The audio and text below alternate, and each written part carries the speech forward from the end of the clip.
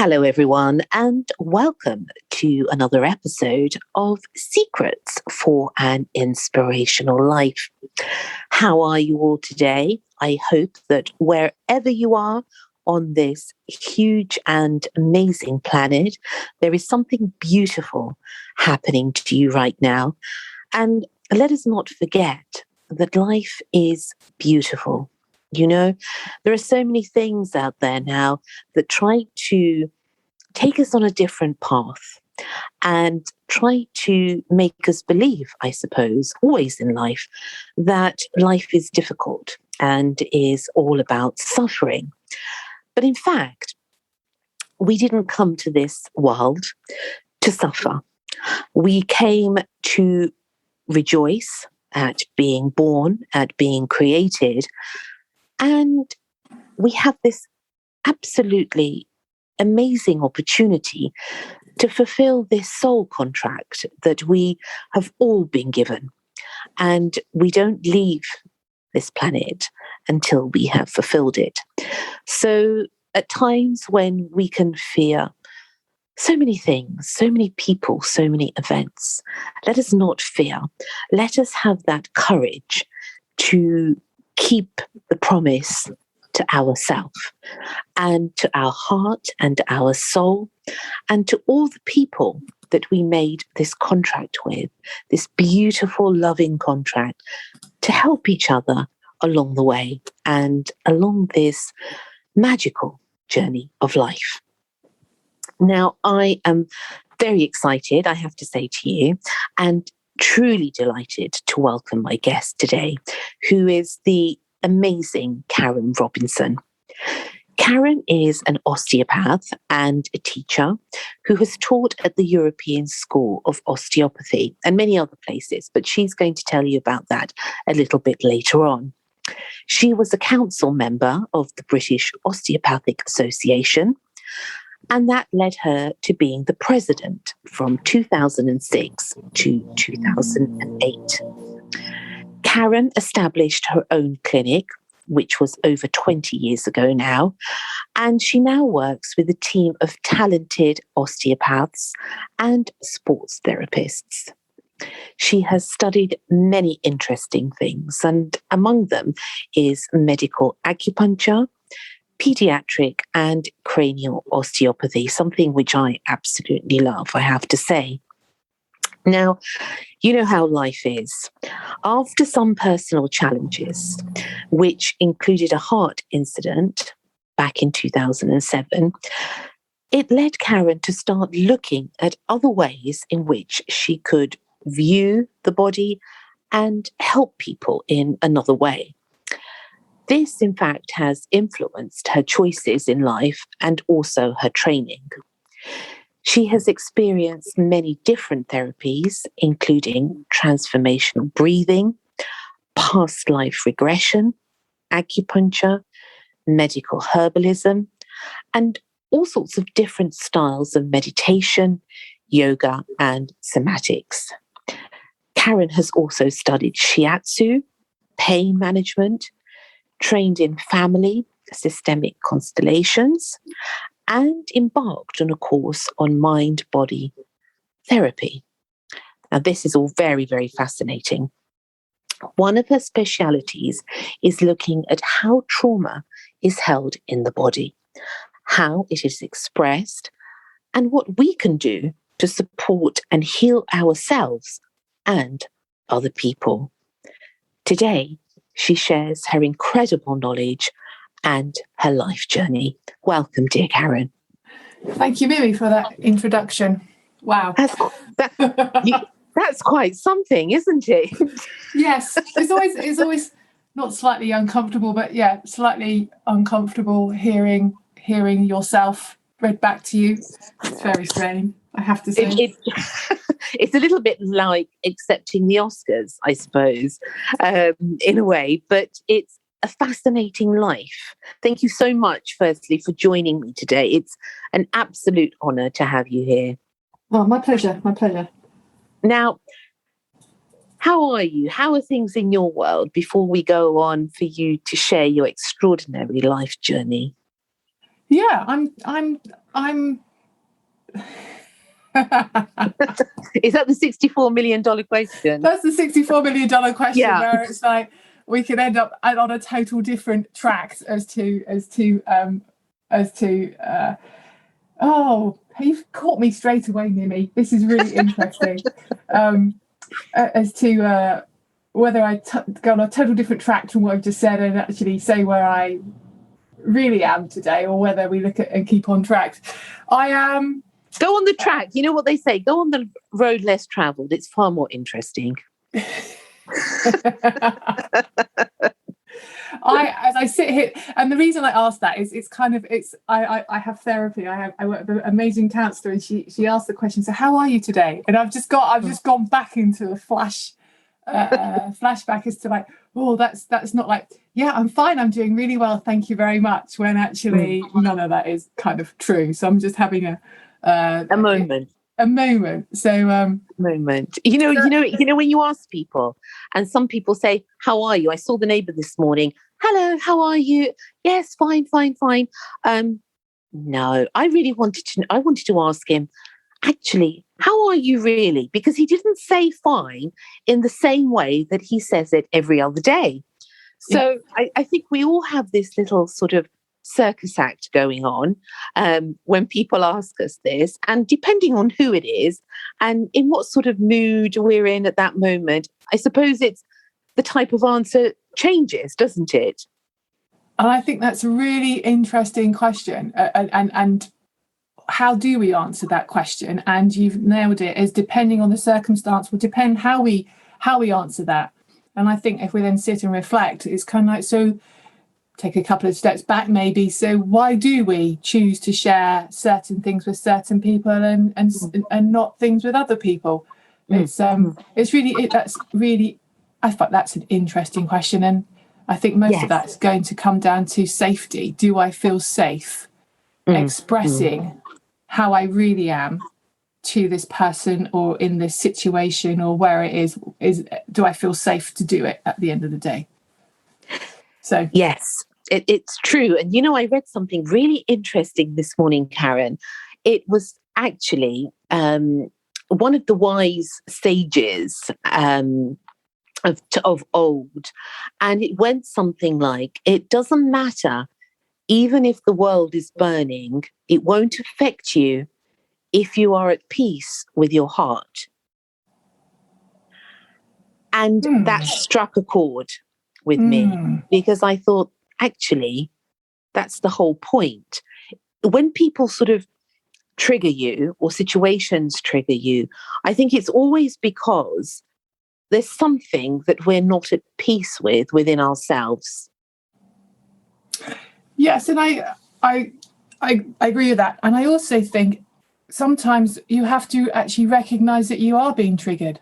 And what actually, how am I triggered? How do I know that I'm triggered is perhaps a more interesting question. And so how do I know I've triggered? What does my behaviour change? Do I express myself differently? Or the interesting thing is, how do I feel it in my body? Which is something that I've come to only in kind of recent years, is how does it feel inside me, which it's got a proper term. It's called interoception, which I'd not heard of. And there's also I haven't heard of exteroception. Yeah, so it lives in it's more in the counselling realm, I think, is where they use it. That's where I've come across it in the mind-body therapy course that I was doing. A lot of the counselling talks will kind of exteroception and enteroception. So external is the outside. So I think it might be something to do, well, you feel the sun on your face and it's warm, or you feel the rain and it's cold, or you can feel externally. I don't necessarily think many of us then know how we feel inside. And then that's quite interesting when we, as an osteopath, or the work that we do, is that when we have pain, invariably you end up going to see an osteopath is because you're in pain. So that's kind of an internal, pain is internal, it's an internal perception, isn't it? So you are perceiving your internal world, but the one that gets us our attention is pain. So it's so when we get triggered to things and it responds, the question is, what do I notice in my body? How do I recognize that in myself? You might recognize it, well, I've got this behavior and I've got that and this, or I say this, or I want to do that. It might be, well, actually, I eat food, which is a real common one, isn't it? A lot of food is a comfort or a habit, because we're reacting. We can't get in touch with the emotions or the stuff underneath it. So what we do is the action is to self-soothe ourselves very cleverly with food or alcohol or smoke or whatever it is. Yeah, whatever it is. And in a way, it's the form of suppression of what is really going on inside us. I have this therapy that I do, and actually I do it with a friend of mine a lot, and it's talking to your body. You know, you place your hand on the body and you ask the body questions, and me and him always do this. And I had a pain somewhere, and he said, oh, shall I talk to it? And I said, all right, then, go on then. So it's really incredible. So I put my hand on the pain, and he said, I will talk to your pain.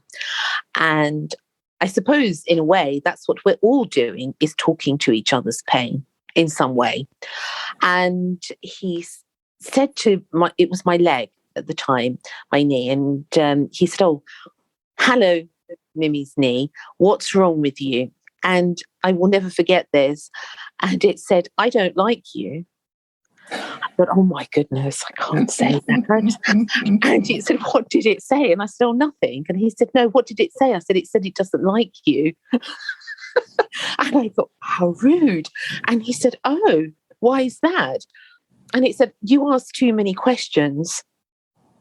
Oh. And I thought, well, actually, he does ask too many questions, but not in a bad way at all. But he's too inquisitive. And I said, okay, well, there's no need to be upset. And it said, no, I want to be in silence. Okay, I said, so if we're in silence, what shall we do together? And it said, well, I need your attention. And I don't want anyone else getting involved. I thought, well, fair enough. Okay. And at that point, I thought, Karen, well, actually, if we really started listening to our body, what a difference our life would make to ourselves and to everybody around us, wouldn't it?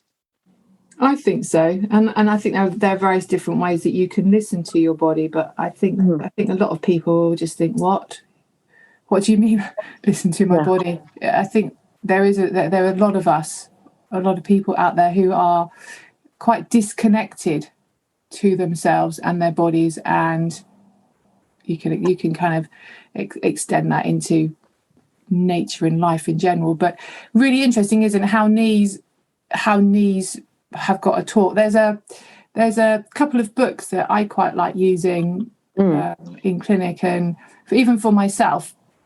One's a book by Louise Hay. I can't think of the title off the top of my head. She's done a couple.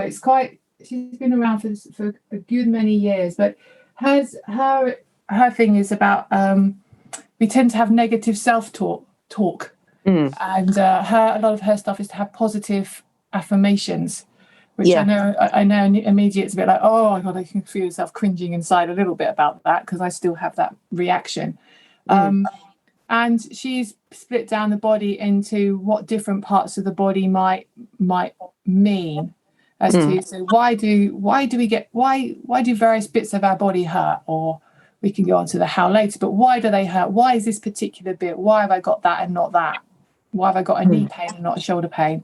What might it be trying to get our attention for? So Louise Hay, I kind of found her probably in 2000s, around that time came across her, and that was sort of to do positive affirmation work.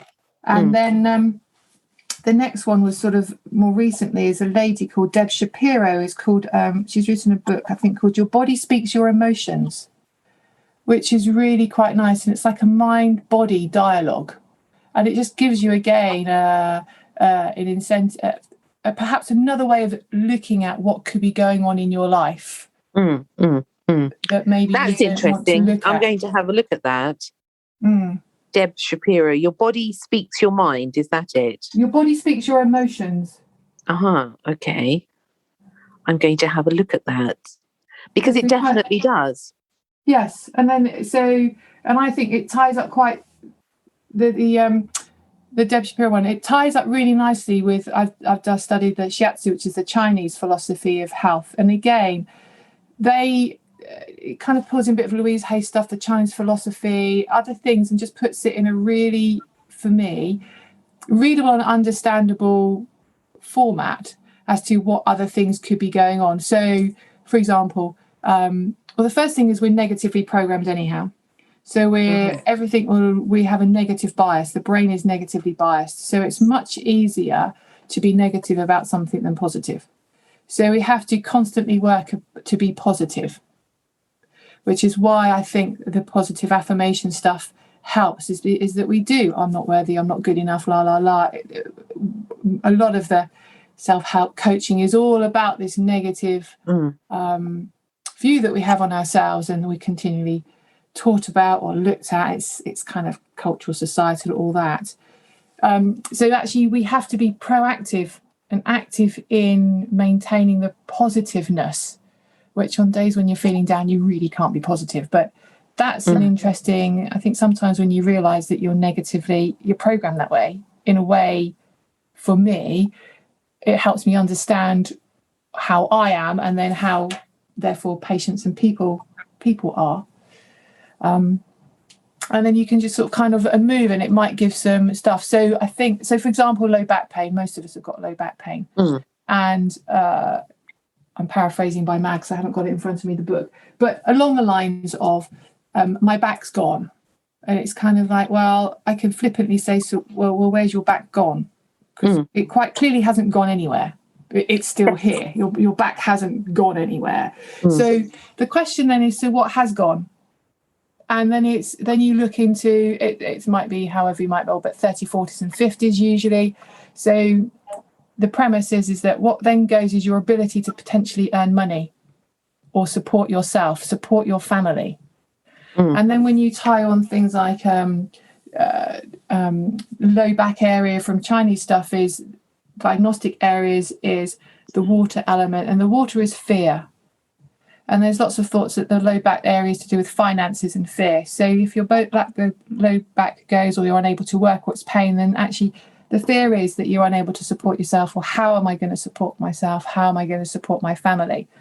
And then maybe maybe you're doing too much. Maybe you're overdoing it. Maybe you need to change. So it has these interesting, I think they're the bigger question as to, well, how have I got here? So you might have a facet lock or a muscle spasm or whatever, but expanding that out, what is going on around me?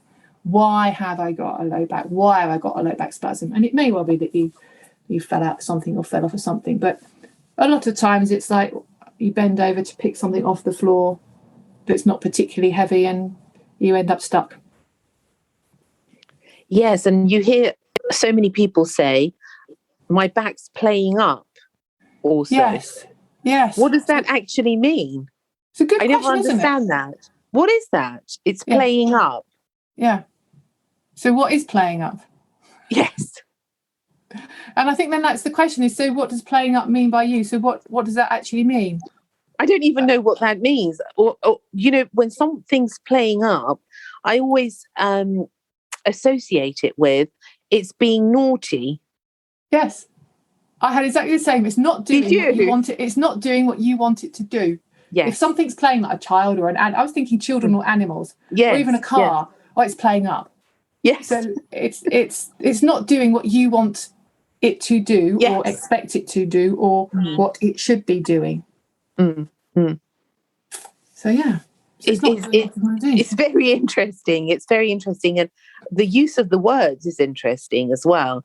And that people understand that something's not right when someone says, oh, my back's gone, or my back's playing up, or whatever, or the kids are playing up, or the cars, as you said, is playing up. So everyone understands but no one really understands what it means.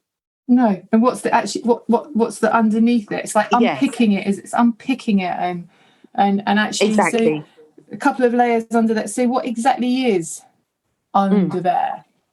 And it's kind of, I'm going to bring it back. It's a bit like the questions like, so how are you today? How's things? It's like, this is playing up. It's a lovely it's a lovely statement, but it can mean so many different things.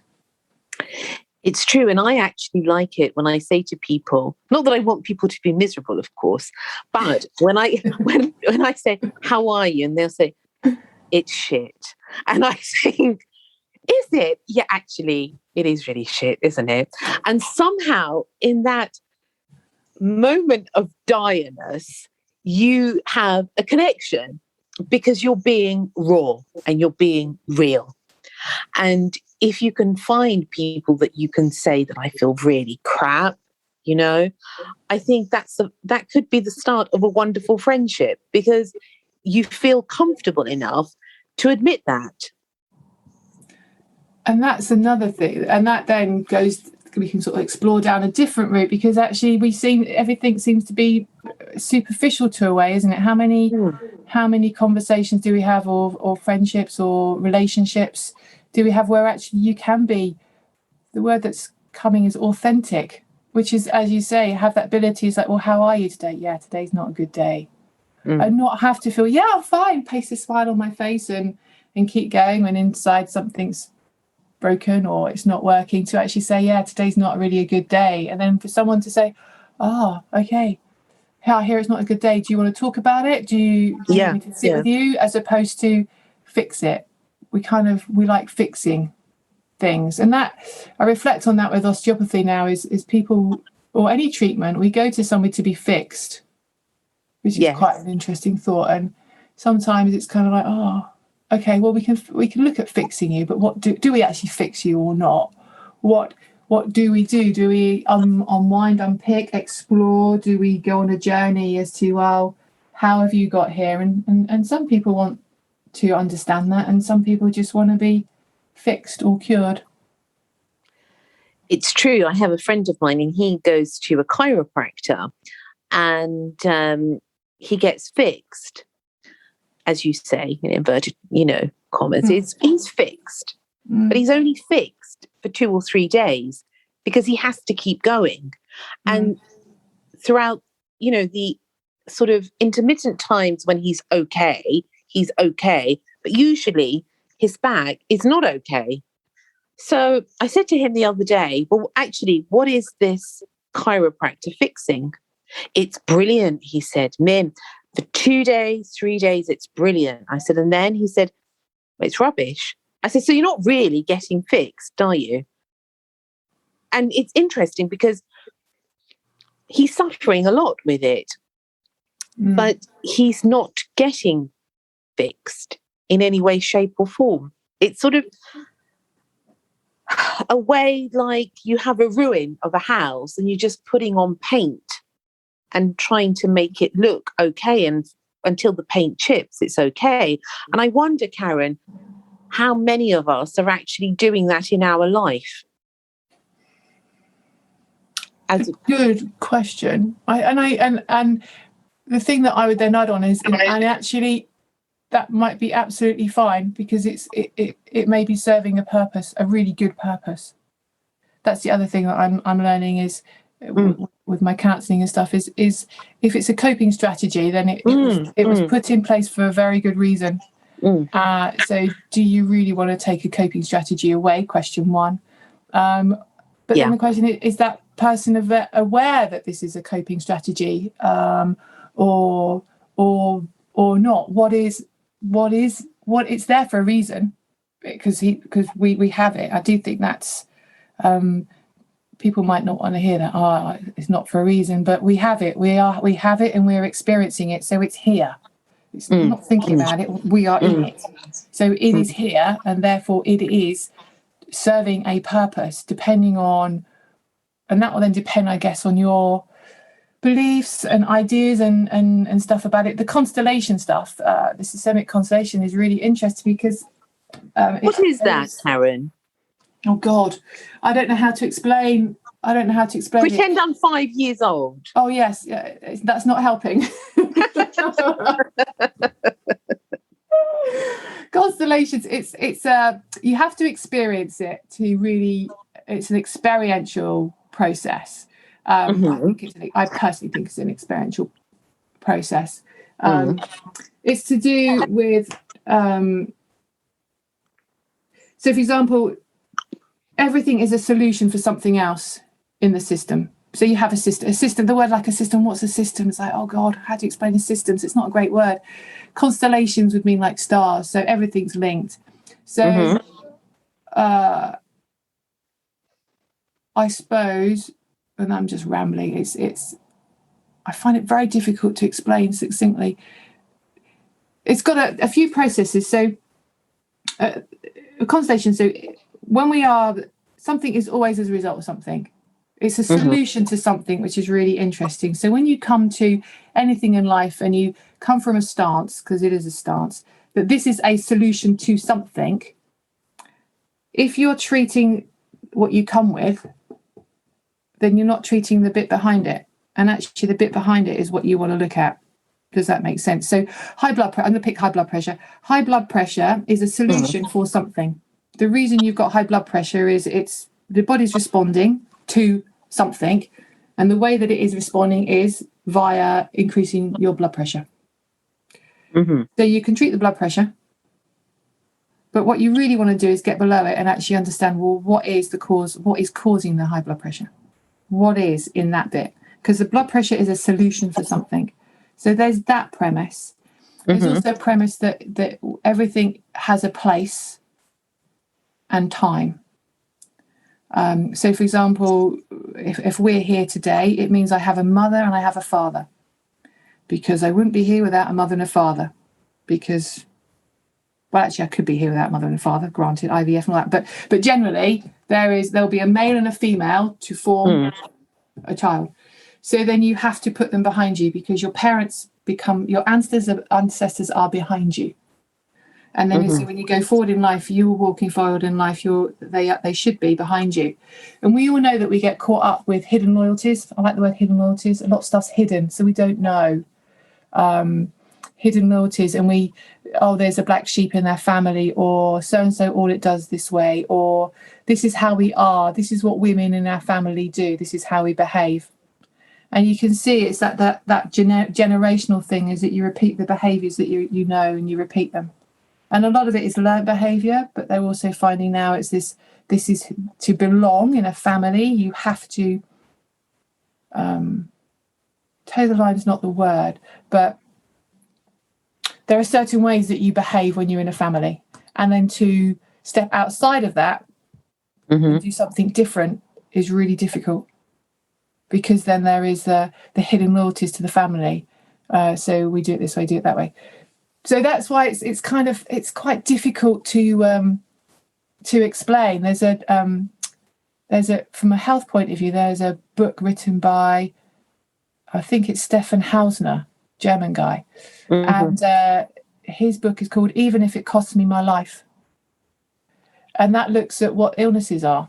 So then you're starting to get into a really interesting place. It's like, what do you mean my illnesses are due to something else? So the one that sticks in my brain, and I might have got it wrong, so apologies here, was this, I think it was a gentleman, this person, and it was read it in the book. So this gentleman goes around and he does big conferences, courses, and this gentleman came up and he said, what's your problem? And I think he was quite frail, quite ill looking, not good muscle tone, but generally looking quite ill. And they kind of looked at him and was like, God, you look like you don't look well at all.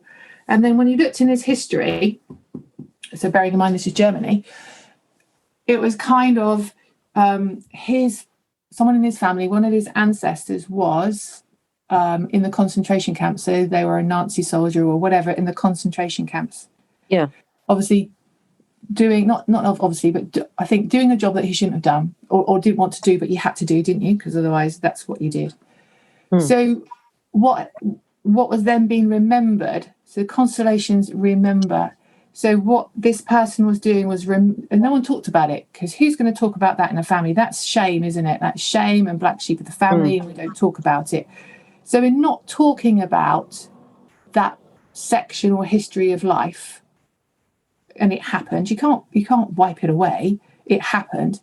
By not acknowledging it, by not giving its full place, and its full place in all its beautiful horrificness, by not acknowledging it, what he was then representing. So he represented the people. So he represented the people that they put in the gas chambers. What are they called? The Holocaust victims. So he was representing or remembering the victims, because obviously for his in the family is that's who's not being remembered. So in not remembering or not honouring and giving the correct place for the horrificness of being a Nazi person in the concentration camps, by not honouring that, you then also, you don't remember, or you wipe out all the people that it affected. And that came through, and it's amazing. And that then came through that. So he was remembering it. So therefore he wasn't eating, he was unwell and all that, because that's what the Holocaust victims would have had. They would have been starving, wouldn't they? And all that. He was remembering it. So that's a really fascinating, I find that just kind of quite mind-boggling when you start thinking, oh my God, so this person is coming in with all these pains. Yes, it could be just they sprained their knee playing on the football field last week, as in just an acute injury. It might be a knee pain because actually the hips are tightening up and they're not able to move or walk, so the hips aren't moving well, so the tension goes into the knees, really common. So this is all biomechanical kind of stuff. And then you start putting the layering in, so you can layer in, so hips are how we move in life, aren't we? It's how we walk. It's how we walk through life. So if our hips are stiffening up, why are they stiffening up? Don't we want to walk in that direction? Maybe life is getting tough. How do we move? Can we move with freedom and joyousness or not? And then you stick this whole other layer on it. It's like, oh my lordy. It's just fascinating. I just find it is absolutely fascinating. Yeah, fascinating. It truly is. And we forget that, for those of us who are interested, I suppose, in this, because as you said earlier on, not everybody wants to know, the depths of this ocean that we are. Some people just want to lead the facade life. But even that, I think there's a choice in leading a life like that. There is a choice, isn't there? Or is it something, because I spoke to somebody else about this, about generational, going back in generations. And do you think that really, when people say in other cultures, I curse you for 7 generations, or do you believe in things like that? Do you believe that certain things, because of what someone else has done, will carry on until that person resolves it?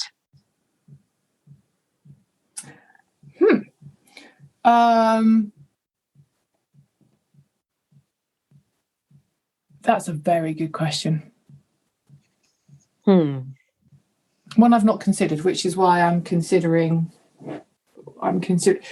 So the constellation stuff, the experience that I've done with constellations would say yes.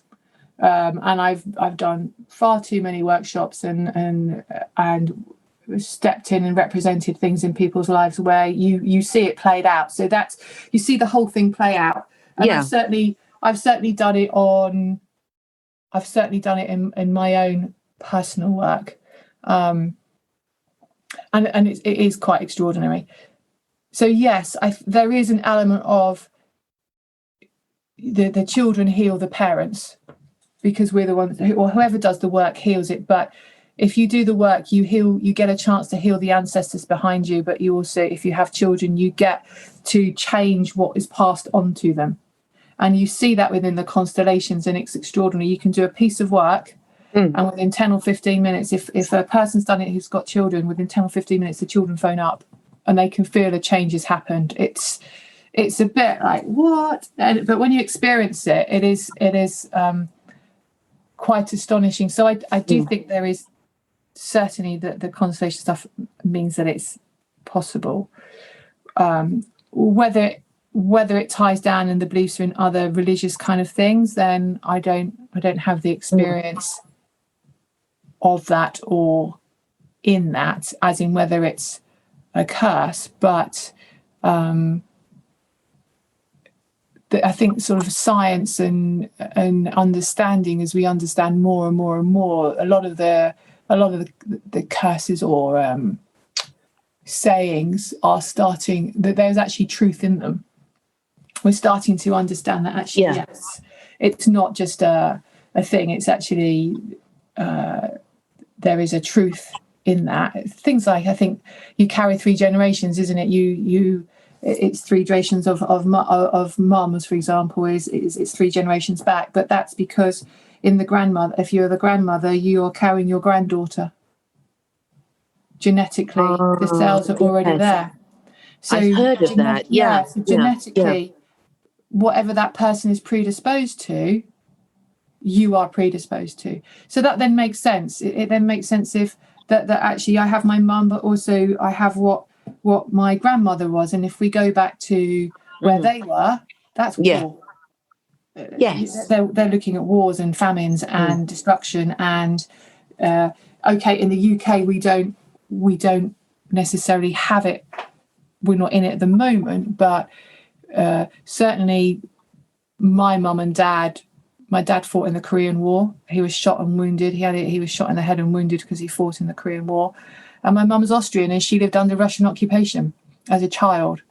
And she will tell stories of her family and the older sisters, so the ones who are like 10 years older, going in and digging trenches, and they're losing their hair with shrapnel going over their heads. I mean, we can't begin to imagine what that is now. However, our nervous systems and our genetics know it.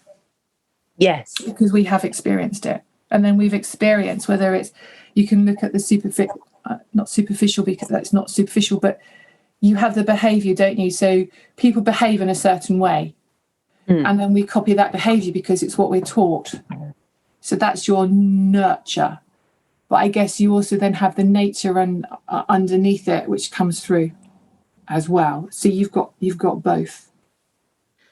Do you think that, for example, you hear all sorts of people as you meet their life story, and it intertwines with your own, and you hear where people are drawn to certain things that they've never been to that place before, but they are drawn to a country, to a place, and it feels like home to them. Do you think that is a case of living in another world at a different time? Or do you think, Karen, because I hear a lot of this now, people are remembering things of places that they feel that they've been to, but they haven't physically been. Or is it something in the ancestors again that is becoming apparent?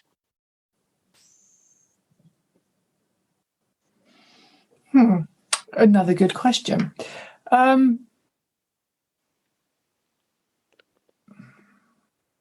People will say, I'm so attracted to the pyramids. I feel I belong there. Or I feel I belong to the mountains. And that's where my calling is. It's this yearning within me.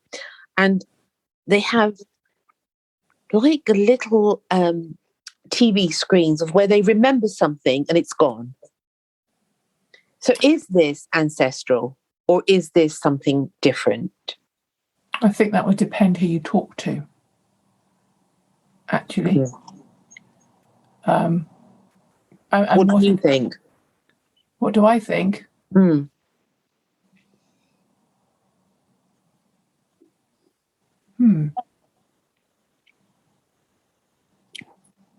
don't know what I think. I definitely know through experience that when you go to places, certain places talk to you more than others, which sounds a bit weird, but or you feel an affinity to. So the question then, I suppose, is what does one feel an affinity to or with? So, for example, I like my travelling, and I've been lucky enough to travel, and I went to Bhutan in Have you been to Bhutan? Yes, I was exceptionally lucky to do Bhutan tell me about this. in 2016. I was out there for a couple of weeks. It was gorgeous, and we flew into Kathmandu, which I quite liked, to Nepal, and then we flew over the Himalayas, which is just like, oh my lordy, absolutely, just wow, awe-inspiring, and they're stunning. And then a couple of years later, I was lucky to do Peru. So I then went and did Peru, and then you're obviously in the Andes, and we did some walking up there. And I have to say, the Andes did absolutely nothing for me. I don't know what it was, but you go out there and you can feel it, but just know. But the Himalayas, even now, it's like, oh. So I don't know what it is. I do like mountains, so I'm drawn to mountains. Now, whether that's because I'm a Capricorn star sign, so I'm a goat and I like climbing and seeing things at height, whether it's because I'm Austrian and a lot of my stuff is and my mum's mum was Hungarian, so I'm effectively Eastern European, so that's mountains are going to be kind of in my genetic generations. If you go back so many years, I imagine it's going to be in there. I mean, who knows? So I like being up a mountain. Yes. Whether it's the fact that it's clean air, whether the fact that there's mountains are grounded and they have a stillness and peace about them, which you don't have. So you go somewhere like a river or a sea, there in perpetual motion, whereas a mountain doesn't. And different places have qualities, don't they? I remember going to the States many years ago and flying into Vegas, but driving out through Death Valley, and it's still stuck with me today. I got out the car because you have to, and you just stand there and it's warm, and you can and if you've not been out there, it's proper big space. You stand there and you can see not quite the horizon, but the spaces out there are so huge compared to the UK. And it was hot, and you could feel history. You can imagine like them coming through on horse and cart and Indians. It was the same. And then we went into Yosemite Park, and the same thing. There is an energy or a quietness or a stillness or a something. I don't know what you would call it, but I certainly think certain things we resonate. Our souls or our bodies resonate in certain places. It's very true. I have a friend, and she said to me, you have to go to Central Asia. And this was a few years back. And I said, why? It doesn't really pull me. She said, no, you have to go there and you will see. So off we went. It was like a month of traveling through Central Asia. And I understood it was this vastness, like you speak about, where the soul can let itself go. You know, there's a space. The soul is allowed to fly somehow there. I don't know whether it's the vastness that the soul feels comfortable with, or vice versa. I'm not sure. But, you know, and the people there also give you that space. They give you the space to be yourself. Which, coming back to the Western world, it's a little bit, I suppose, less possible. I don't know. What do you think, Erin? I think if you can do it in the UK. It's not as easy because we are a small country, and there's a lot of people. But you can find, and particularly if you're in cities or towns or places, it's noisy and there's people and there's stuff going on. So there are, I'm going to say distractions because that's what popped in my head. But also there's external stimulation. So you can keep yourself distracted quite nicely by the busyness of the world around you. And for some, that's really nice. That's what they need. But I also think that when you go out into nature, Japan have got a name for it, haven't they? Forest bathing. It's got a Yeah. They've given, I can't think what it is. And actually you go into the forest and you just sit there, and there is something about the energy of a forest, trees, whether it's clean air or whether it's just that it's quiet.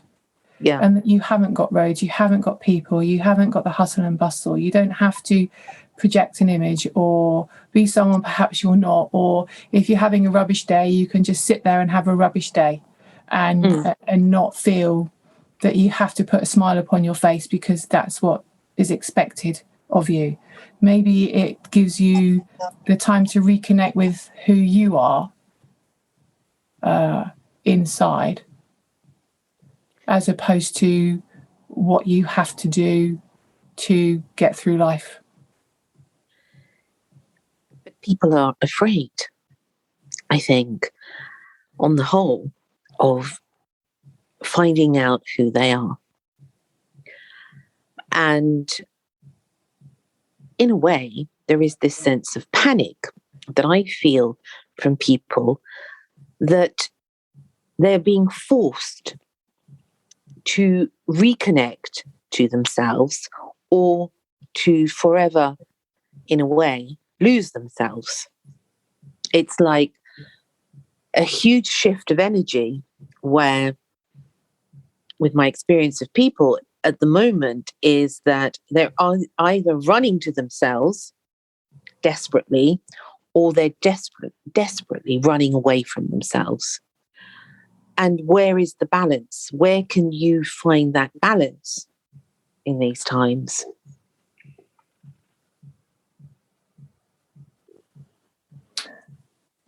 Good question. I would say, if you are able to work out which of those two you're doing. That's important, yes. So know which direction you're going in. If possible, you might not know. You might not know what direction you are, but if you can work out what direction you're going in, then that's it. And then for it not to be, I'm kind of working a person, it's like it being a right thing or a wrong thing. Oh, this is the right way and that's the wrong way, or that. So I would then say, okay, so the first thing would just be, if you can, just acknowledge what direction you are going, and then be kind and just sit with that and just acknowledge that you are going in that direction. Number one, for whatever reason, that's the direction you're going in. And then if you can find the space, and that would then be in whatever way you can do that, whether that is going, and it would be reconnecting with nature. Most of the mind body things would be kind of reconnect yourself to the here and now, because what you can do is you can get lost in your thoughts. So the mind is really clever, and it will take you away, and you end up in your circulating thoughts, your imaginations and all that, and your daydreaming, which is great, but that's not really life. That's not where you are in this moment. So how do you reground into this moment, whatever this is, to hear the here and now, this moment? And that is, you first off, you reconnect with your external environment, because that sometimes, if we get stuck inside, then we need to remember where we are. And that can also be, you can get caught with the constellations, or also do that is suddenly you get lost in a time frame. Well, where am I? And trauma is the same thing. If we're traumatized or triggered, then we go back. So like a bit like PTSD, you keep reliving those events again and again. So I think all of us are traumatized. All of us have traumatic incidents. And if we are triggered again, we go back into that time because we haven't actually given it its place and its time. So that's why it keeps coming back up in the present. So the main thing is to kind of repeat who you are and where you are and what the day is. And reorientate. It's called That's it. It's called reorientation. Reorientate yourself as to where you are, not where you think you are. So today, my name is, I am Karen Robinson. I'm sitting in my study. It is the Thursday, the 12th of August. Maybe I should have said that. It's a date. I can see out my window. I can see a green leafy plant. I can hear building works going on in the background. I can feel my feet on the floor. I can't smell anything necessarily. So you're looking at recalibrating your senses, so what you can hear, smell, taste if I had a drink, that kind of stuff. So you bring yourself and you repeat that. This is where I am. This is my time. And I think once you come into that, where we are now, you can then explore, look at, and it may be that you need support and therapy or someone to sit by your side to then look at, well, what is my road and why am I doing that? Am I actively choosing this path of self-discovery, one might say, if we're running towards our self-discovery? So I personally am doing a lot of work on reconnecting me with me. But I'm doing that actively and I'm choosing it actively. So are we doing it actively and do we understand it? And the same thing if we're running away from stuff, do we know we're doing it? And in some cases, running away might be a really sensible thing to do. But if we're not aware we're doing it, then that is you're reacting. You're not aware. Yeah, absolutely. In a way, by doing what you have said, Karen, it connects you back to this moment, but also gives you the power of the moment, where you're not sort of running aimlessly in either direction. I think we need to know that we have that power within us to make a choice and not to feel that that choice has been taken out of our hands. I was speaking to somebody a few weeks ago and she said to me, but I have no choice. I said, but you do have a choice. She said, well, I feel that I don't. But what if I tell you that you do have a choice? But she said, I didn't realize that I have a choice. How is that possible? And we can get so caught up that we don't actually realize how powerful we are. And it may well be that the choice that we want is not there. And some people say, well, you might just be in a really poop situation and it might be really awful. And the choices that you have might be equally awful. It doesn't necessarily mean, I think when we have choices, there's a potential that there's a good one and a bad one. And it's like, well, no, they can be equally good, but they could be equally bad. But I do think you make a choice. You will make a choice whether you do it consciously or unconsciously. So if you choose to do something, you choose to do it. That's your choice. But by choosing not to do it, you have made a choice. Yes. Which is then like, what? How does that's like, okay, that's like head put it into spin. But and I totally understand what you're saying, though. I totally get it. It may well be that you have a choice of a piece of bread or a piece of bread. It's not a great choice, but you could choose to eat it or not. Absolutely. And they say, well, that's not a choice, but it's the little steps. But if you're not eating it, you have made it. We do every day, every moment we make a choice. Yes. And we might not like to hear that. I think sometimes that comes like, it's like, what you mean to say I've got here because I haven't chosen to be here, la, la, la. Well, you might not have chosen to be here, but the choices that you've made have led to here. That kind of that's that how, isn't it? It's how have I got here? The uncomfortable reason you're here is the choices that you have made, and some life happens to us. Life happens to us that we were not chosen, granted, but how we then manage that and deal with that, there is our choice. And therein, I think, lies the power of the moment, because every single moment we have that choice of how to approach a situation or a person. It is our choice. We either deal with them in one way or we deal with them in another way. And that is our free will. Yes. I'm interested, very interested, Karen, and I haven't asked you this yet, is how did you become so knowledgeable? How did this journey of yours, because it is really a fascinating, absolutely remarkable journey. Where did it all begin? How did it all begin? Was it when you were a child? Was it through life that brought you to this place where you are now? Did you know that this is something that you wanted to embark upon, visiting all these different countries and being an expert in so many different things? How did that begin? Once upon a time, no. When does it begin? I don't know. I love learning. I'm kind of one of those. I've always liked learning. So I'm one of those. I was that annoying kid at school who just study came easy, and I've got a curiosity, and I like knowing how things work. So if it's like, tell me more, how does that work? Oh, why does that work? So I have a curiosity. I'm also blessed with a fairly fast brain that processes really well. So I've got a fast processing unit. So it means that I can grasp concepts and tie it together and link it together, I think, reasonably quickly to see perhaps a bigger picture.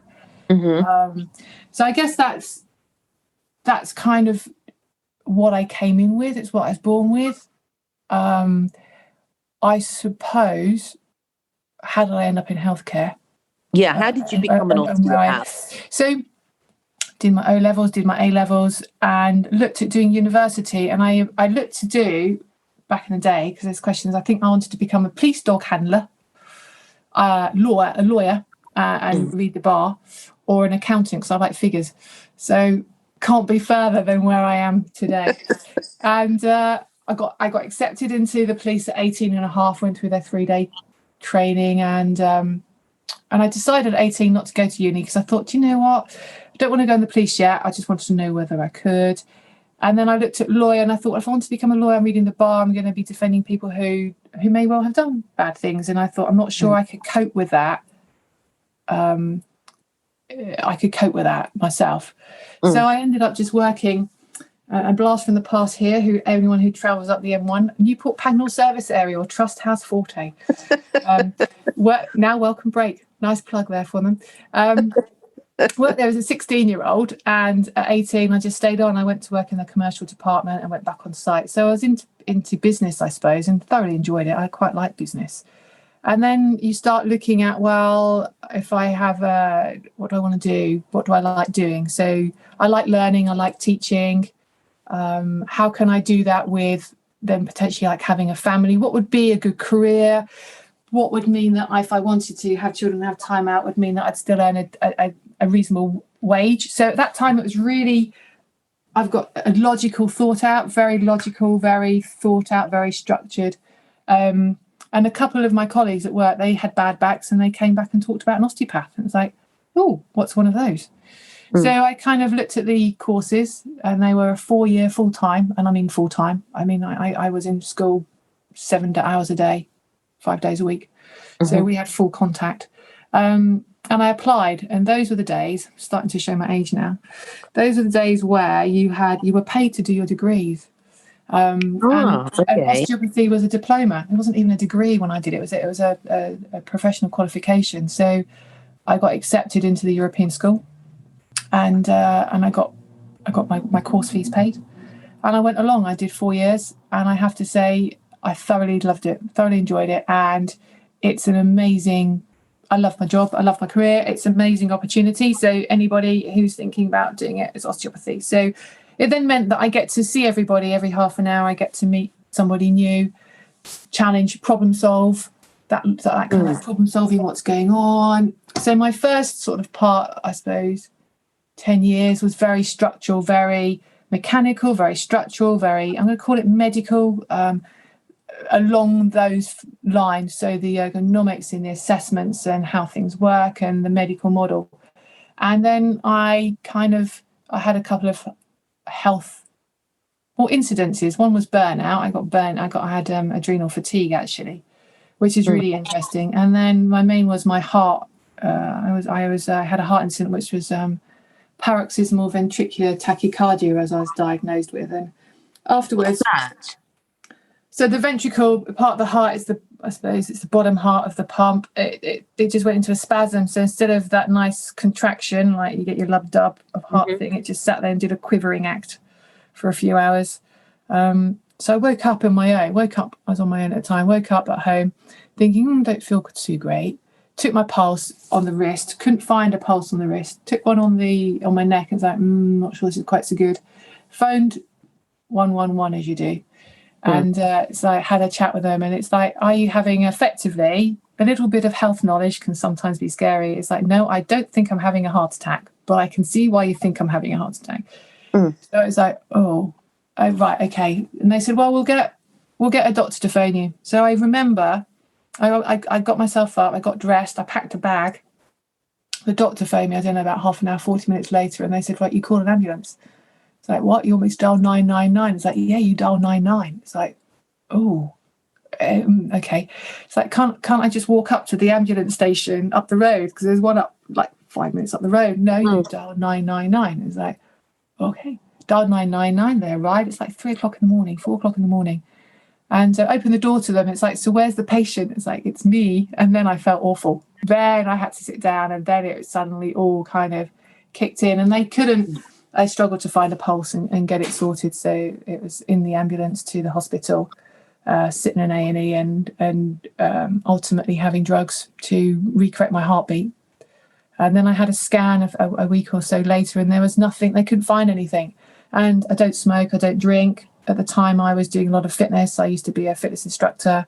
So I was reasonably fit down the gym a lot. So there was no reason as to why I should have this heart episode. And that started my journey. It's like, oh, okay. So what else could it be? Why have I got a heart issue? What is my heart trying to tell me? And then you go down that road. So medical here, we think it's a pump. It's a muscle, and it pumps blood around the body. And that's how it's looked at.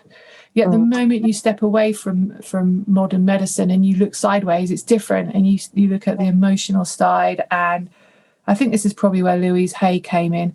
Things like you have the heart of a lion, the courage of a lion, the heart, courage, joy. What does a heart represent? Heartfelt, love. So you then go on to it. So if my heart is starting to cause problems, what have I lost in my life? What is missing? What is it trying to get my attention? And that's where I started looking then for, you meet different people and they say, well, have you tried this or have you tried that? And you just go and explore different things. And that's kind of, I suppose, where I've now over, crikey, the last so many years, I've then literally gone and experienced it. I've gone and found my therapists, I found my teachers, I've read the books, and then I've woven it into, I suppose, the underlying basis of osteopathy. My underlying training has always been sort of the fundamental principles of it is we are a self-healing, self-regulating system, person, homeostasis. So we will regulate and self-regulate all the time. So if something's out of kilter, there will be a reason for it. So you need to look at the reason before it. And there are so many different ways that you can then look at what impacts us. And obviously that's life. Life impacts us. So how we walk through life and how we experience life will then impact us. How then you start putting our relationships with our parents or the pre-stuff. What do we bring through that then influences? What do we carry from our forefathers? What have we got caught up in, which is none of our business, that we're trying to sort out and hold? That is none of our business, but it's getting in the way of us living our lives. And there are just so many different ways that you can access it. There's so many different ways that you can start exploring these various facets. And they're all just ways and means of, I think, enabling us to get in contact with our whole self. And they resonate with different people. Certain people will, you find what you need. You come across, you find the practitioner and you find the therapy that you need at that time and that you're ready for. So the old adage, you can lead a horse to water, but you can't make it drink. It's the same, I think, with therapies. We find who we need when we need. And then if you step back and reflect, you can then think, oh, I met that person then, really interesting. And then I did this life, I chose that path. And it's like, yeah. But did I think at 18? Because obviously, what is it? Is it A-level, GCSEs? Is that O-levels or old O-levels or A-levels? They're out this week, aren't they? And it's just like, well, what do I want to be when I grow up? Well, I still haven't answered that question. I haven't grown up yet. But and as I step into my next sort of decades, it's that question is still there. Well, actually, how do I want to spend my life? Is a really perhaps a more important question. And how do you want to spend your life? I don't know. I'm working that one out now. That's kind of, how do I want to spend the next 25 years of my life? What do I want to spend it doing? It's I've done this in all this life. What do I want to carry on that same path, or should I look at something else? And where are my interests, and what do I want to do? And how does anyone really answer that question? You know, people reach a crossroads. We all reach crossroads in our life. How do you decide what's the right path and what's not the right path? And is it that every single day, whatever we're doing is actually the actions that we're performing, and the people that we're meeting are actually taking us down a path? I suppose it's whether we want to be going down that path. How do you choose a path? How do you know that you're on that path that you want to walk on? Answers on a postcard, please. I don't know. I mean, for you, I ask you, Karen, Me? How do you know that what you're doing now is what you want to be doing and leading you to the path that you want to travel in life? How do you know? How did you make that decision, or have you not made that decision? No, I have made that decision. It was initially made for me, as in I had a couple of years ago, I had a life-changing experience that happened to my family, really, which meant that the path that I was walking on got changed totally. It's like you're walking on that path, and literally within 5 minutes you're now on another path that you never even knew existed. So I am walking at a very different path, and I don't mind talking about it, but I don't think here and now is that place for that. That's a whole different conversation, which is like when you were saying, like, and how are you? It's like, well, which story should we go down, or which road should we go down? Which road shall we go down? I mean, well, we've gone down a really lovely road. I know, but so a life-changing event happened to me where it means that I'm no longer in practice at this point in time, which is a huge thing for me not to be in practice, because I love what I do. So because you run a clinic, don't you? You have your own clinic. I've got my own clinic. So not to be treating patients and doing what I've done for many years now, what I love, and I never saw myself not doing it, to not be able to do it physically and mentally and emotionally, to hold patients and explore, as we've done today, explore that in a clinical setting day in, day out. I can't do that. I'm working on myself. So I've got an amazing counsellor that I work with, and a lot of the work is this introspection. It's looking at me inside, and that question that's come up is like, so I've lived this life for 50 years, and we drop into it, or I certainly drop into it. You come out, you go to school and you do your schooling, and you're a good girl and you do what you're told, and that's it. And then you're expected to go and get a job in some description and earn money. I was lucky. I found a job, a career, a vocation that I absolutely adore, and I love it. So I consider myself really lucky that getting up in the morning and go to work was not an issue. It was never has been. But I question sometimes why we do what we did. Why did I choose to go and help people? Why did I choose the healing? Why am I choosing to effectively people coming to be fixed? And I learned now that a lot of that stuff was I heal people, fix people on the outside because I can't fix myself. And then you kind of look at the fact then that, and now the more I work with my therapist, the fact that I need fixing, or I feel that I need to fix myself in the first place, is like, oh my lordy. So I'm on a really interesting internal journey with reconnecting me. And this is the kind of part of the trauma as well, the trauma work that I like, is that a lot of trauma, when we have an accident or a trauma, the body remembers it. The body holds the score. It's stored within the body, and we know it. And we freeze. Parts of us, we know that's a freeze response. We freeze and we dissociate. And over time, we gradually end up with the person who survives is the trauma survivor. It's the bit that survived. So the traumatized bits are frozen and cut off. So how do we put all that together? And there's the teachings and the understanding, but I'm actually doing that. I'm doing the work. So my path at the moment is I've effectively chosen now. It was at the beginning, it wasn't particularly comfortable, because when you change, it never is comfortable. And doing the internal work, it really isn't comfortable. It's like, no, do you know what? I've been given an opportunity to spend time on me, to work on me, and do that curiosity, that exploration as to who I am. And now I'm curious as to, well, I have this information that I have, and I have a lot of experience, and I have a lot of knowledge. How do I want to come back into life? And I'm going to call it into life, because I very much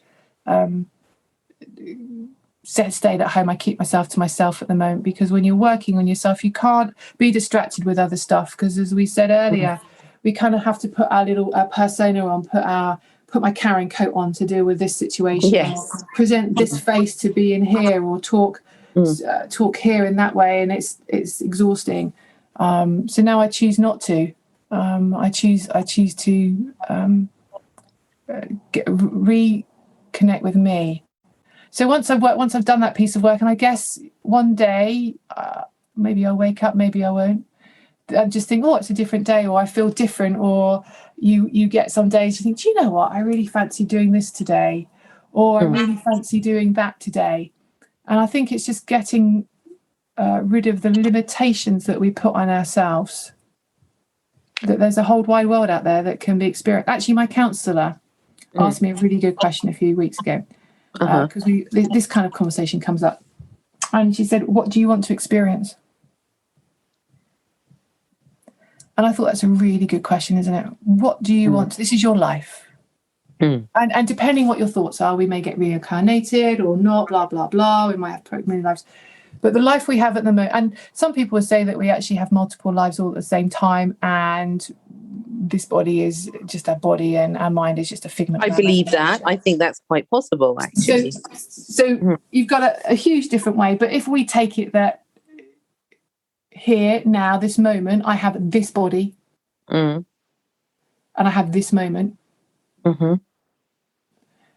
and I could, in this life, in this form, then the question, what do I want to experience, and how do I want to experience it, is a really interesting question.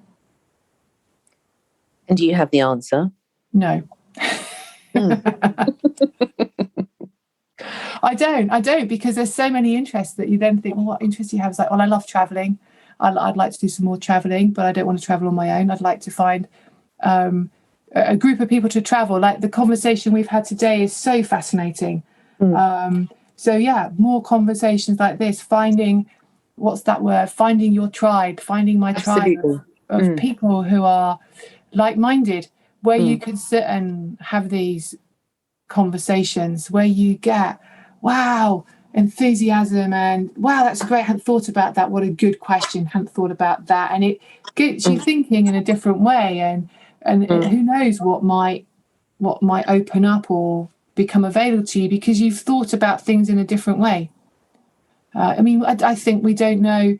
It's like what path do you want to do? It's like, well, I don't know. If I'm sitting in the middle of a forest, I might not know what paths exist.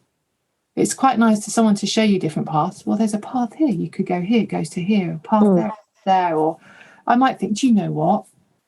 I don't think it's me, because I haven't quite got that yet. I like knowing a path exists. But it might well be, do you know what? I'm just going to walk into the forest. Yeah. Yeah. I understand you completely. And I've spoken about this before, and it's, in a way, I was fascinated with circuses as a child, and gypsies. And I thought it would be fantastic to join the circus, although I didn't quite know what to do at the circus. That was the tricky part. Run away with the circus and then find some gypsies that I could be part of their group, because they are never really, they're like dervishes, aren't they? They never really are in one place. And you don't decide the path decides for you, whatever presents itself on that particular day. And there was this love of dancing around the fire and, playing the music and just being that spirit that is free. And in a way, how you're talking, Karen, it's like one thing that came to me was you were like a phoenix as you were talking. And I thought, my goodness, we're in this beautiful moment of Karen sort of being reborn through this fire, the chasm of fire that I think all of us at some point in our life, maybe once or twice, depending on our path, have to go through. And then it was, in effect, like a butterfly, because everything that has to be born has to go into the darkness for a while. Whether that's a human being, we're in the womb, in the darkness, or whether it's planting a seed, everything is in the darkness. And in a way, you're in a seclusion. And very spiritually evolved people always used to take themselves and still take themselves into a seclusion of sorts, sometimes semi, because it's at that point where you can face everything of your life, that you will get the answers.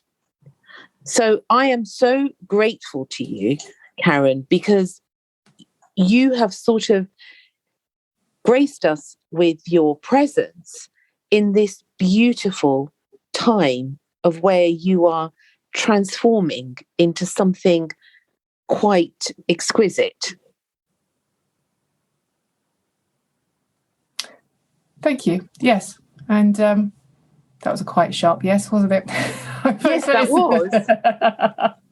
Moving, I could feel myself and I move as do a little slide as it's like cats that I'm moving swiftly on. I go to move it all to one side because it's slightly uncomfortable. That's the great thing of working, is you watch when you get uncomfortable in yourself and what you do, and it's like, and I've noticed that was I couldn't accept interesting words. Interesting what we find. I'm already moving it away from me. See, this counselling stuff is really good stuff. Because I will quite happily not put myself in an I. You have nailed it on the head, as in a way that I am. The phoenix from the ashes and the butterfly is really, really interesting, because all of that, for us to be reborn, and as you say, we know 9 months of our lives in a womb, and then suddenly we're born. And that in itself is just an amazing process, and a flipping scary one, isn't it? Because you do not know what's on the outside of that world. You don't know what you're going to come into. And then you have to take a breath. You have to breathe, because obviously you're alive in there. But the first thing you have to do is take that lungful of air in, and hopefully you'll then blow it out with a great big wah. And take in life, take in your first breath of life, and take your life, which is that in itself is amazing thing to do. And then you're right, as life throws us different challenges through the ages, I suppose, as we there are key points, aren't they, through age, we get this chance to I was reflecting, just saying that, it's like, jokingly, it's like a midlife crisis, but actually that's what it would. You realize that you've been walking on this path because it's been expected of you, or that's what society dictates, and you can't do this and you can't do that for whatever reasons. And then one day you wake up and you think, actually there is a finite time that I'm on the planet in this form. How do I actually want to consciously spend that time? And I think if we're too busy running around engaging in the external world, is that it keeps us busy. If we're busy, what is it? The busyness keeps us distracted, and it works really well. So I think sometimes we have to, if we are busy, and you don't know you're busy. That's the amazing thing. You're busy being busy. We're busy being busy, and it's like, well, I've got to do this, and I've got to do that, and I've got to do that, and that needs to go here, and then we're doing this, and we're doing that, and we can't, and we fill our lives with busyness, because that's what we believe we need to be or need to do. And I've had to slow down because physically and mentally I can't do it. And there is a beauty in the slowness that I never knew existed. Recently, it's like I write a bit of a journal, and there is a beauty in the slowness of a pen on a paper. Yes. Who on earth does that anymore? We're too busy tapping on our devices that actually the act of writing is kind of like, we're so busy. So slowing down is a real challenge, and it's a real challenge for people to slow down, for me to slow down. Yet now I've slowed down, I realise that actually my my internal pace probably is of a much slower pace, and actually I can, what's the saying, stop and smell the roses. And actually I can stop and smell the roses, and I can sit with the roses and smell them without feeling guilty, and that I think is the pace of life. We've lost it, but we can have it. I think we can have it. I think what we look at, what one looks at, or what I can look at, I still do, is I can focus on what I've lost as opposed to what I gain. And I think that's really, it's like this negative patterning. We look at what we're losing as opposed to what we can gain. I think that's also really interesting. We focus on, I can't have that, I've lost this or this, that, and we don't sit and think, but what do I gain? I mean, I think it's interesting, if I may, I don't know if we want some longevity on these programs, but obviously we're just coming out. I don't know if we're coming out. We're in a COVID pandemic, and obviously there's been a lot of us shut down for 3, 4, 5 months, not going outside and all that. And it was a time where, not for everybody, because a lot of people have still had to work and work harder, but there's certainly a lot of people who, from being busy every day and going to work and being busy, stopped. And I think there's an opportunity then to see how it is not to be busy. And I think a lot of people don't want to be busy anymore. Lots of patterns of behaviour are changed. There was a real opportunity then, and even now, to change, to look at your habits, to look at what do we habitually do through routine that suddenly overnight got changed. And what do we miss? What don't we miss? What do we rely on? What don't we rely on? And I think there's been a real opportunity to look at that, and then actually, well, what habits do I want to put back in? What habits don't I want to put back in? What habits have I got? So I think majority of people in the first lockdown were wanting to go out for a walk every day, and you used to see so many people out walking, but the moment that the lockdown's lifted, you don't see them again. So what habits, what do we do on a habitual basis? How do we live our lives? And with habit, are we choosing or are we not choosing? Yes. And what do we want? And that's the question, though, isn't it? What do I want? What do you want? And what do I need? Yeah. That's two different things. What do I want and what do I need? Again, two different things. Completely different, like night and day. We need a roof over our head. We need food. Yeah. And we need to sleep. Yeah. The basic needs. I think once the basic needs are met, the rest is extra. And we need love. Yes. Connection. Yes. Relationship. We need to be in relationship. Yeah. That's not necessarily a relationship, but we need to connect with people. There's an interesting study. This interests me. And I can't think where it's come from to give the correct credentials, but so looking at pain or connection. So when we talk to somebody, so they stuck somebody in an MRI scanner and they looked at what parts of the brain lit up. I think it's to do with like your pleasure hormones and how you self-regulate yourself from a chemical level in your brain, because effectively the brain controls a lot of things, and it's to do with hormones and chemicals and synapses. So we all know like endorphins and serotonin, so you've got your happy hormones effectively. So they put somebody in MRI and they had somebody chatting with them, and they looked at what lit up in the brain, and all these areas lit up in the brain that enabled the person to self-regulate, to take care of themselves, all of this. And then they took the person out of the room and they gave them a phone so they could speak to them on the phone, a bit like you and I are doing now. And again, because I can hear your voice, I can hear the tone, I can hear the pauses, we're connected. Again, on the MRI scan, the parts of the brain that lit up, that was, again, happiness, support, all the good stuff that we need, lit up. They then gave this person a phone and said, right, text somebody or message some of them. The brain doesn't light up.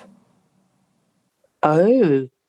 So, and I might have to check, we might have to check this for factual accuracy, but I'm pretty sure, because it really struck me, as in like, whoa, that is really important, because the majority of the teenagers and youngsters these days are brought up on devices, and they spend their whole time communicating via device, by text or messaging or however it is. They don't have a conversation. They don't know how to converse really, and they certainly don't do the face-to-face stuff. I mean, I don't know about you, but I prefer to go and see my friends and sit and go out with them and physically be in their company. Definitely. A phone call, this conversation is great, but other than that, texting them, emailing them, no. And then you think, because it's not a connection. Whereas, so this is a science. So the science is starting to come through as to why certain things are really important. I think that's really super duper important. I think it might be an American lady who done it. And then you then look at, and the amount of suicides and youngsters, so teenagers and youngsters who've got depression and suicidal, is horrific. And I know it came out in the States was bad, but I think if you look at the stats, certainly for this past year and a half, it's risen. And then you think, well, how do they communicate? They spend the whole time on devices. Yeah. So the brain just doesn't get the chemical stimulation, the chemicals released, because it can't by connection. Yet you talk to them, you talk to teenagers, and it's like, yeah, I'm connecting, but you're not. You're not connecting at all. You think you are, but you're not. It's like there's a falsity to it. So, yeah, I find that really interesting, and I find that kind of stuff really quite worrying for the youngsters, because they don't know any different, do they? They're a whole generation now that have literally been given it from the moment they could hold a tablet or a device. It's not just the youngsters, is it, Karen? It's also adults. I mean, I remember when I was young, me and my friend, especially, we used to write letters to each other. We'd be in school all day. And then in the evening, we would write a letter and give it to each other in the morning, because we would be explaining what was happening that night. And we always used to take paper from the school, and our English teacher used to say, "What are you doing with all that paper?" And we'd just take a whole pack of A4. And she said, "But you don't need all that paper." And I said, "We do." She said, "For what?" I said, "We write each other letters." And she would just roll her eyes and just say, bless her, really, just take it. I'm not going to say anything, just take it. And it's that personal thing of what you were saying about who writes. But there's this beauty in writing, receiving a letter. I would love to receive a letter, or to write a letter to somebody. What a beautiful art form. Yeah, and I know, so when I remember, if I learn something, I have to write it down. It's me too. My brain works. So I have to write it down. I don't know whether it's the fact that we're thinking about and writing it reroutes it in the brain in a different way. But I've got a visual memory. So if I've written it down, I can picture what I've written. So it's like, please don't tell me stuff, because unless I've got a picture with it, I can't recall it. I find it really difficult to recall without an image. So writing for me works really well. But having said that, I think technology is amazing. So we can now connect with people. So all the different ways that we can connect with video link and all that now, I think that's great. So I think technology has a place without shadow of a doubt. I just think we've maybe lost connection with the natural world, shall I say it. We've got caught up in technology and we've lost the connection with the natural world. I wouldn't mind, Karen, if tomorrow it reverted back to my childhood, where there wasn't really any technology. I mean, I'm saying it like I'm 2,000 years old now, but I feel like it sometimes, I have to tell you. But yes, there are good things for technology, absolutely. And it's important, I think, that we are the masters of it, as opposed to technology being the masters of us. And I think that's where the balance has sort of, gone wrong somewhere. I'd agree with you on that. Yeah. Yes, we have to use it, whereas at the moment it's using us. Yeah. And that's why talking to you and to like-minded people, it is a huge connection of something that's otherworldly in a way, that goes beyond, because we are all beings that can communicate to each other on so many different levels. And if we were to concentrate on that more, we wouldn't really need that technology. We would be entering the sphere of so many multidimensional things that we are capable of, but we are yet to discover. Yeah. Yes, it's caught us, isn't it? Technology has caught us. Yeah. In a way. I mean, I know a lot of people sort of, I mean, the games are great. I mean, I don't play a lot of games, so I don't do it. I've never played a game in my life.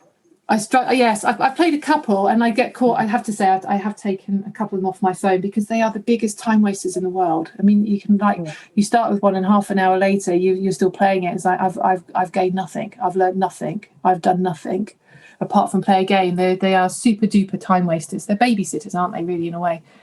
But I just think, what could I be doing differently? What could I be doing that actually enhances my life? And maybe for some people it does, and each to their own. For me, no.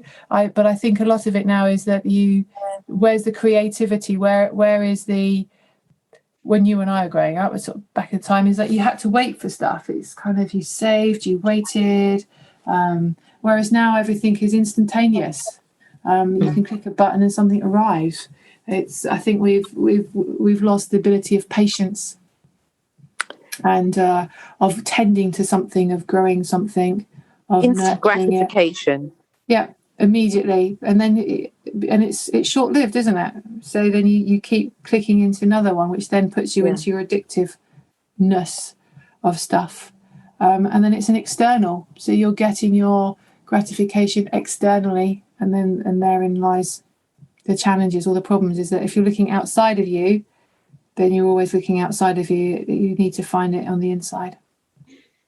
So I think technology takes you out, doesn't it? If you think it takes you out through your head and through your eyes. So technology is great, but if you're spending all the time on it, you are constantly in your head. And that means you're not connected to necessarily your heart or your stomach. The other two brains that we have is the stomach and the heart. So intuition and all that kind of we ignore, and eyes are at the front of us, so it means we're always looking forward, we're always out there, so we're stimulated. The stimulation's out there, isn't it? It's not an inside experience, it's a on a screen experience. But no one is forcing us. This is the thing, no one is forcing us to be slaves of technology. It is our choice, and it's our choice how much of it we let into our lives. Yeah. Where people say, well, you can't do this and you can't. Well, it's your choice. Again, back to that. It's free will. And people forget that they have free will. It's time to exercise that free will. Well, it's like when you go on retreats. I know I went to, when I went out to Peru, I ended up going on a retreat. And we ended up going out to Lake Titicaca, an island on Lake Titicaca. And I think we did a 5-day silent retreat out there. And everyone's like, oh my God, 5 days. And we're on an island, so technology doesn't work. So it was great. Not talking to anybody, not having to worry about my phone. My phone doesn't beep anyhow because I have all the notifications off. Just wonderful. It's like, I'm here. Someone was leading it, so I didn't even have to think. I'm just going to go where I'm told, and my meals are arrived, and everything was coordinated in a way. And then it's like, okay, and now we're going to walk up to this mountain, and this is the male mountain and the female mountain. So the afternoon we trekked up there and meditated and walked back, and you just do it in your own time, in your own space, in your own thoughts. Gorgeous, absolutely gorgeous. Yeah, we're going to have to do it. Me and you should do a retreat together. Oh, sounds fab, but we'd want to talk. Yeah, I know. We'd have to have like, okay, we'll go beforehand, then do the silent retreat, and then have to have like a chunk of time afterwards where we then talk about all of our different experiences. That we could write letters to each other. Well, that's still communicating. So talking is like you don't even like acknowledge anybody. It was like you didn't even have to acknowledge anyone. It was. Oh, lovely. That some people you just say, what, you don't have your phone? Like, no. What you can't do? Like, no. That's like, no. Why would why would I want it? But have you ever been to the desert of any type apart from Death Valley? Have you ever been anywhere else in the world? Not desert, no. That's one of my favorite places, and there you can't, well, I could never get a signal there for anything, and it was like, I'm going into the desert, so don't worry, I'll be gone for a few days. And it's at that point in that, the music of silence, where everything, every single feeling, every single experience is heightened because everything else is silent. And I think that's what I love about the desert. It's this stillness and the ability to, as you said, no distractions. And also there's a permission in there, isn't there? I was just thinking, listening to that, and actually when we haven't got a signal, so I've done a couple of cruises. I've been lucky enough to do a couple of cruises, and when you're out in the middle of the North Sea, where it is, there is no signal, and it's lovely. I mean, not that I'm not particularly attached to my technology. I never have been, but I certainly know that other people go there, and it's, for some it's anxiety producing. Oh my God, I don't have signal, I can't do it. It's anxiety. Whereas others, like, oh thank God, I can't be contacted because I can't. And there is, because they are, as an individual, unable to say no and put their boundaries. It's about boundaries, isn't it? I think it comes down to then borders and boundaries, which then is an interesting subject in itself. So then if we're not able to say no to things or yes to things, and authentic yeses and nos, then it's very convenient when technology, I can't get hold of you because I'm here. So I think the desert or anywhere like that, it just it relaxes you on another level, because actually that choice has been taken away. We might make that choice. I'd certainly make that choice, as in I don't want to talk to anybody, but the fact that I can't is lovely, because actually I can't. It's not me saying a yes or a no. It's like, I'm not going to say yes or no. I can slide by that yes or no and blame it on, and like, well, technology means I can't do it, as opposed to be saying, do you know what, I'm on holiday and I'm not contactable. Don't contact me, don't send me emails, turn off all my notifications. And then you have to then you're not necessarily in control, comes that word for me, but then you're not kept in the loop, aren't you? And you're missing out. So then people feel that they're missing out or missing something, aren't they? It's true. Did you ever read a book? I can't remember who the author was, but it was quite a sad book, actually, but very, very interesting. Mutant Message Down Under. Did you ever read that book? And it was about the Aborigines. Fascinating. If you can get the book. And it's sad, really, the story of how their lives were shattered and how their land was taken. And, it's very tragic. But in it, the lady that was with them and went on this sort of spiritual journey with them. And it is how they had this sense of freedom, that they weren't controlled by anything. It was the elements. So if the birds flew in a certain direction, they knew not to go into that direction. Or if the wind blew this way, they knew how to, with their herds and everything. And if someone became ill, it was because of this particular reason, that something within the moon had happened, or, the phases of the moon. And sort of a nomad lifestyle, but totally living with the elements and respecting them and being taught by them. So in a way, letting go, surrendering to what the universe around them was bringing to them. And I think that's a wonderful way to live. It's not necessarily easy, but I certainly think you are connected. I mean, I'm lucky. I've got a garden, so I grow my veg, and we grew up as kids. My dad grew all the vegetables, so we had what was in the garden. So I know what's in season. You watch. Like, this season's not been great. Every season's different, and you are reliant on the weather. And we're lucky here; we can water. But if it's this year was particularly wet, it was particularly cold. The nights didn't warm up at all, so stuff took ages to generate. And we've had a lot of rain, So you look everywhere and everything's really lush, but the weeds are a nightmare this year. So when you're out there every day and you're with it and you're tending your crops, you're tending your herd, you are at the mercy of the elements. But then you're in it, aren't you? And I think you're certainly more alive. I would say you feel more alive when you're out there. I love nothing more than going for a walk and being in nature and alive. Doesn't matter what the elements are doing. You just are lucky enough to wear appropriate clothing. Yes. But I think a lot of people don't know now. You can buy anything when you want, and no one knows what the seasons are and what should be in season and what actually you can grow in the UK. What should you be eating living in this country, and how are things made and how are things grown? I think we've lost a lot of contact with that now, and I don't think that's necessarily good for the soul. No, not at all. I mean, I have that garden story with my fountain. And even that, something simple as where should I put the fountain, is respecting nature and knowing that we are not the only people on this planet, in this world. There are other beings and other life forces that coexist, plants, animals, and all the unseen. And that in order, I think, for our life to be harmonious, we have to respect those around us. And whether that be, the planting of certain vegetables at certain times and knowing the season for everything, because there's a season even for us within our body. Oh, God, yeah. Yeah.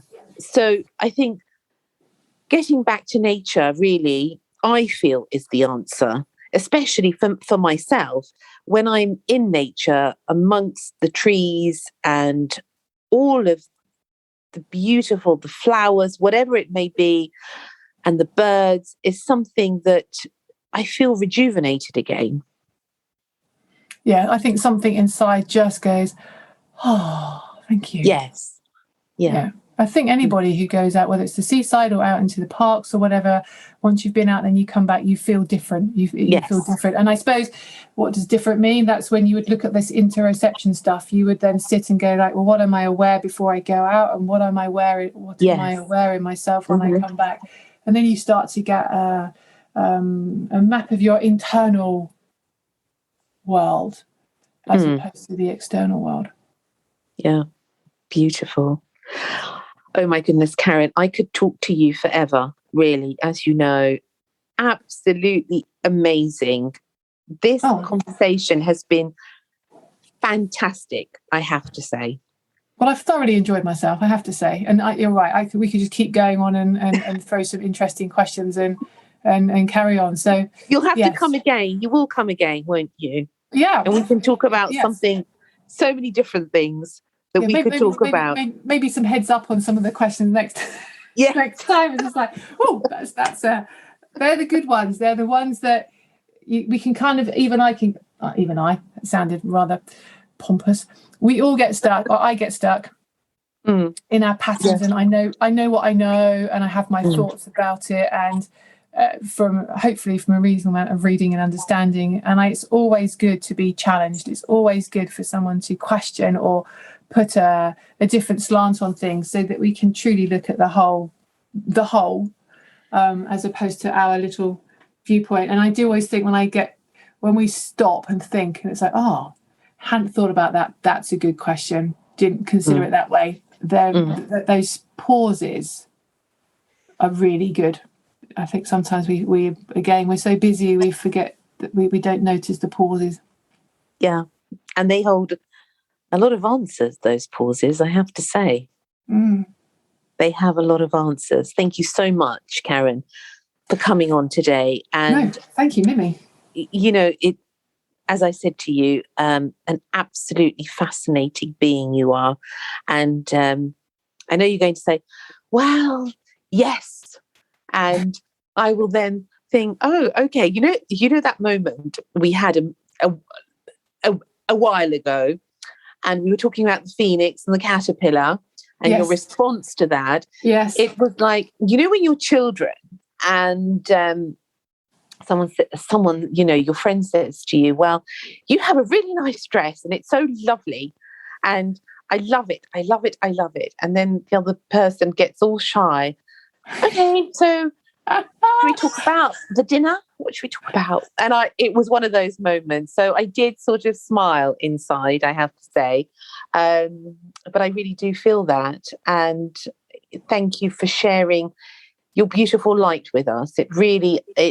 I'm sure the listeners are going to find it absolutely amazing. Thank you. And I do think if it is of use for anybody, and if there's just a little something that you hear, because that's how we've learned. I imagine you've learned the same thing is you hear something or you read something and it resonates inside you, and it's as if exactly that's it. That's exactly how I'm feeling, or either that's exactly how I'm feeling. I couldn't have put it better myself, or like, oh, I hadn't thought about that. That's a lovely question to. Have thought about that. I'm going to go away, think about it, and it causes a light bulb moment. The light bulb moments are the amazing ones. So if our conversation has given somebody a light bulb moment, or made them think about something or whatever, then that's great. And I've just had a lovely time talking. So yeah, we just needed a cup of tea and something at the same time. That would be rather lovely. Tea and cake next time, I think. Yes, tea and cake. I think that's called for. And I always ask my guests this, Karen, at the end is... Oh, God. I know. It's not so frightful at all. Is a couple of lines, really.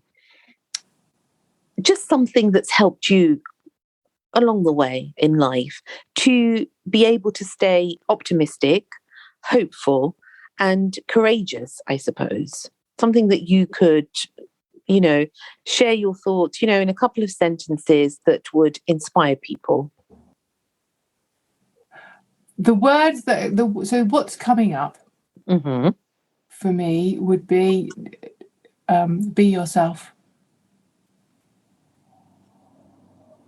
Just be yourself, and that's not necessarily what you've asked for. No, that's your answer, and that for me is enough.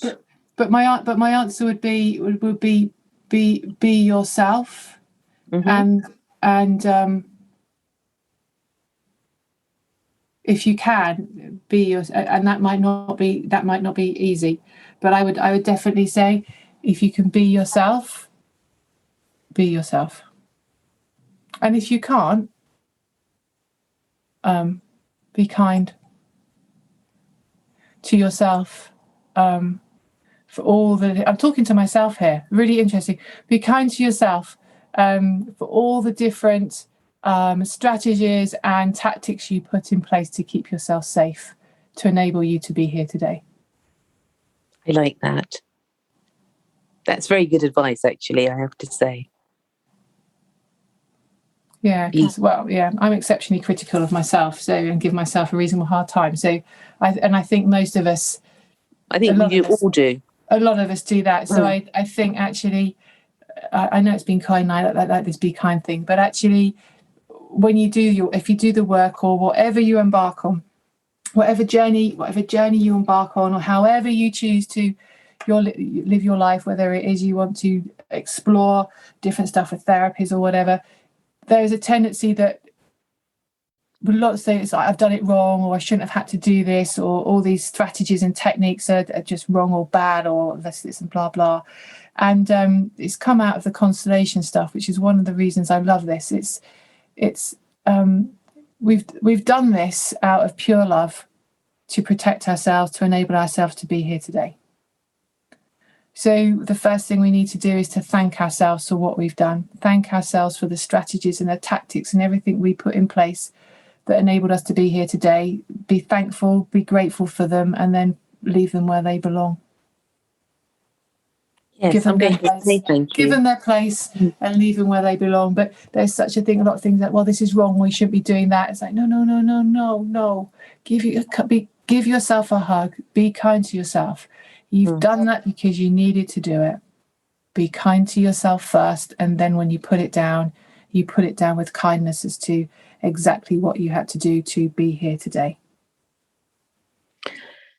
That's rather beautiful, actually. You know, in the olden days when people, I don't think they do it so much now. I know sometimes they do.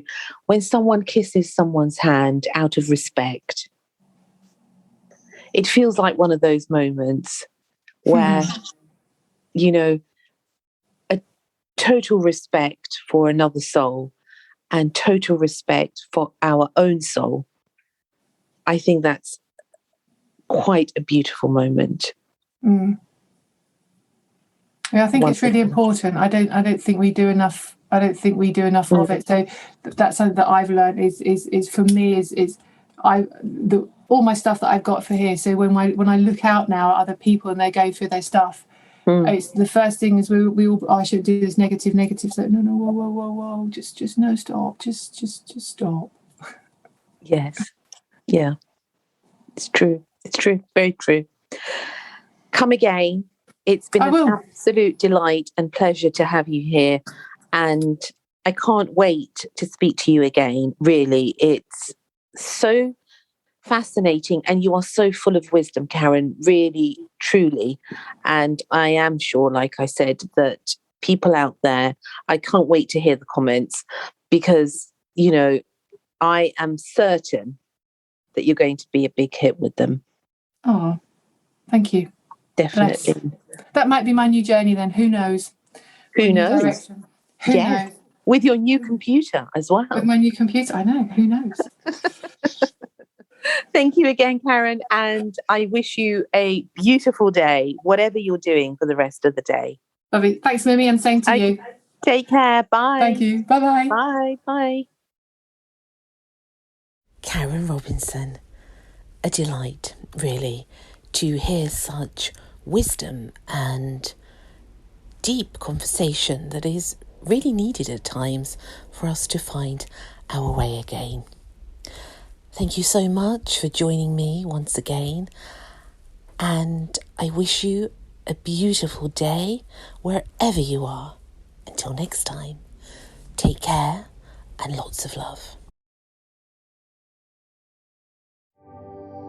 Thank you for listening to Secrets for an Inspirational Life, brought to you by your host, Mimi Novic. Please remember to subscribe to the podcast and see you in the next episode.